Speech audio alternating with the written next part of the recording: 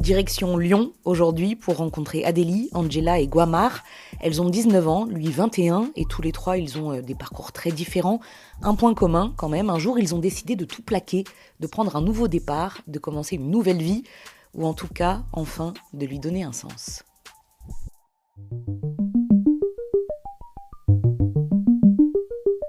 Je repense parfois à ce premier cours de compta où le prof avait introduit la matière avec une citation d'Adam Smith. Ce n'est pas de la bienveillance du boucher, du brasseur ou du boulanger que nous attendons notre dîner, mais du souci de leur propre intérêt. En fait, l'économiste dit par cette phrase que chaque individu veut extraire le plus de revenus possible de la société et qu'on ne peut pas compter sur l'humanisme et la générosité d'autrui. Après avoir entendu ça, j'ai eu comme un bug, une espèce de voix qui me disait « Non, t'as pas vraiment entendu ça, Adélie, arrête de trop en faire. » ZEP, le podcast. Je m'appelle Adélie, j'ai 19 ans, et cette phrase, je l'ai entendue dans une école de commerce. J'y ai étudié pendant 1 an. La quitter a été la meilleure décision de toute ma vie. Quand j'étais en Égypte avec ma famille, on allait à l'école avec mon frère et ma sœur. Mais on arrête d'aller à l'école à cause de problèmes de ma famille. Et un jour, je suis allé voir ma mère pour parler de ça. Elle m'a dit non, t'inquiète pas, c'est pas grave. Et ma mère, elle n'a pas beaucoup d'argent pour payer. C'est pour ça que je suis allé au travail, pour aider ma mère et pour aider ma famille. Je m'appelle Guama, j'ai 20 ans et je suis soudanais. Mon rêve est d'être électricien. Je me souviens encore de ce jour où je me suis fait insulter et rabaisser parce que j'arrivais pas à utiliser son vieux tracteur. J'étais encore qu'apprenti, mais c'est comme si je devais déjà tout savoir. Je m'appelle Angela, j'ai 20 ans et j'étais palefrenier soigneur.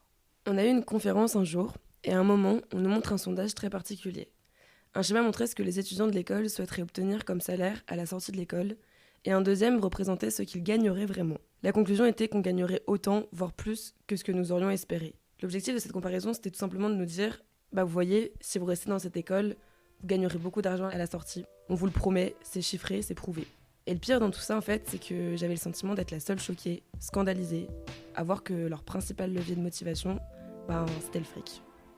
Un jour, mon patron m'a demandé de commencer ma journée 2 heures plus tôt pour graisser les cuirs de toute l'écurie. Un client venait dans la matinée et dans ce monde-là, le client est vraiment roi. On parle de transactions à plusieurs dizaines de milliers d'euros et des fois des centaines de milliers, donc tout doit paraître impeccable. On savait tous les deux qu'il allait pas me payer les 2 heures sup, mais il a pas eu de scrupule à me le dire.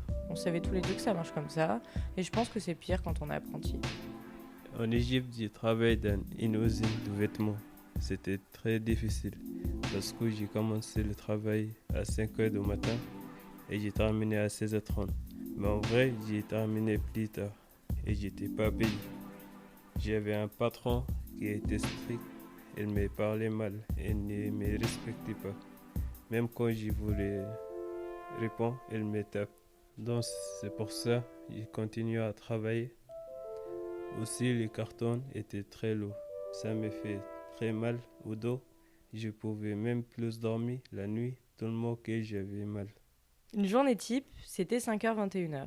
Tous les matins, je devais sortir les chevaux, les emmener au pré, et ensuite je devais curer tous les box. Vers midi, je nourrissais les chevaux, et après tout ça, je pouvais enfin aller manger. Une fois mon repas terminé, je reprenais le boulot. Des travaux lambda d'écurie, et si j'avais le temps, je montais à cheval. Et à 19h, on recommence tout. Je devais rentrer, nourrir tous les chevaux, faire les soins, et nettoyer les écuries. Si tout se passait bien, je finissais ma journée 16h après l'avoir commencé. Le soir, j'avais même plus la force de manger, ni même de prendre une douche. Aujourd'hui encore, je me pose la question, pourquoi autant de jeunes ne sachant pas quoi étudier se lancent dans des études de commerce dites assez générales, alors qu'il s'agit d'une filière qui est tout sauf ouverte, transversale. C'est une voie hyper fermée en termes d'idées, d'ouverture à ce qu'il se passe autour de nous. L'étude de l'économie, la recherche constante de faire du profit, le fait de pousser les gens à surconsommer, etc., sans prendre en compte l'humain et l'état catastrophique de la planète, tout ça, c'était pas en accord avec mes valeurs. Les mentalités des gens de cette école, ce que les profs nous inspiraient, je me retrouvais en rien de tout ça. Il y a des jours où je parle avec mon père pour savoir est-ce que ça va ou pas. Mais on n'a jamais parlé de problème. Quand j'étais encore en Égypte, il voulait que je retourne au Soudan. Mais j'ai dit non. Je ne veux pas retourner parce que je veux continuer pour apprendre le métier que je veux faire.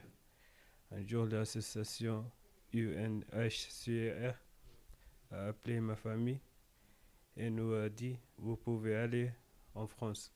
Je suis arrivé en France le 11 mars 2020. C'était juste avant le confinement. C'était difficile, on sortait jamais, on voyait pas de gens. J'adorais mon métier, mais j'ai eu du mal à accepter ce train de vie. Travailler avec des chevaux, c'est être disponible à plein temps et toujours faire passer les bêtes avant nous. Est-ce que tout ça est normal? Je me pose toujours la question aujourd'hui. Comment mon métier a pu me prendre autant de temps et d'énergie, empiéter sur mon propre bien-être, sans que pour autant ça me rende malheureuse? Comme beaucoup d'agriculteurs, j'ai tenu le coup malgré la dureté du métier, les bas salaires et les journées interminables. Mais le risque de basculer du bonheur à la dépression est présent à tout moment. J'en sais quelque chose. Pour moi, cette situation était normale, alors que non. Les métiers de l'agricole, ça se fait avec le cœur et par passion. Si on n'aime pas ce qu'on fait, on peut simplement pas tenir dans ce monde-là. En vrai, cette année, elle m'aurait été hyper enrichissante. C'est grâce à cette expérience que je suis maintenant à Unicité, une asso qui propose plein de missions de service civique très variées. Je m'intéresse plus maintenant à des causes bien plus importantes à mes yeux, comme celle des réfugiés principalement, mais aussi aux inégalités sociales, à l'inclusion, au réchauffement climatique, etc. Cette transition, elle n'a pas été facile, surtout pour m'opposer à ma mère qui était pro-école de commerce. Mais je savais au fond de moi que j'étais pas à ma place là-bas. Avant, je ne connaissais pas le service civique et j'avais envie de travailler. C'est la mission locale qui m'a proposé ça. Je veux apprendre à écrire et parler français. Je parle 3 langues, l'anglais, l'arabe et un peu le français. J'étais très content quand j'ai reçu l'email qui décide que j'étais accepté à l'université. Le premier jour, j'étais très stressé. Physiquement, ce métier était plus fait pour moi. Et petit à petit, je me suis reconnectée avec mon côté militant. Alors, je me suis laissée guider par mes convictions et je me suis réorientée dans un métier qui prenait plus en compte l'être humain. C'est là où j'ai découvert l'engagement au service civique. Mon volontariat m'a fait grandir et m'a apporté de l'expérience dans le social et l'humanitaire. Avec ma promo, je me suis trouvée en phase avec mes convictions. Je me sens épanouie et en accord avec mes valeurs. Je sais que je veux travailler avec des personnes en situation de précarité et avec des réfugiés, mais je ne sais pas encore exactement comment. En bref, j'ai trouvé ma voie. J'ai beaucoup progressé en français. On fait beaucoup de formations. On fait aussi des activités comme aller au musée. J'ai appris à mieux utiliser le transport, à me déplacer, à trouver une adresse, mais aussi à faire du papier important. On a fait beaucoup de sorties dans tout Lyon. Ça m'a appris beaucoup de choses. Je reconnais aussi beaucoup de gens.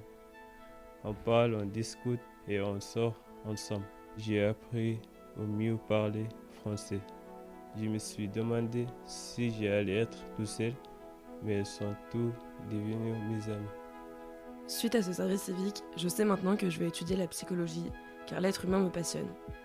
Je veux travailler plus tard en tant que psychologue aux côtés des migrants. Je pense que ces personnes ont vraiment besoin de cet accompagnement pour faire face à toutes les difficultés rencontrées en arrivant en France. Je pense qu'il faut vraiment les accompagner psychologiquement dans ce parcours.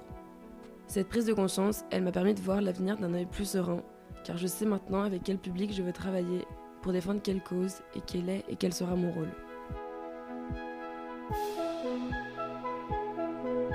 ZEP.media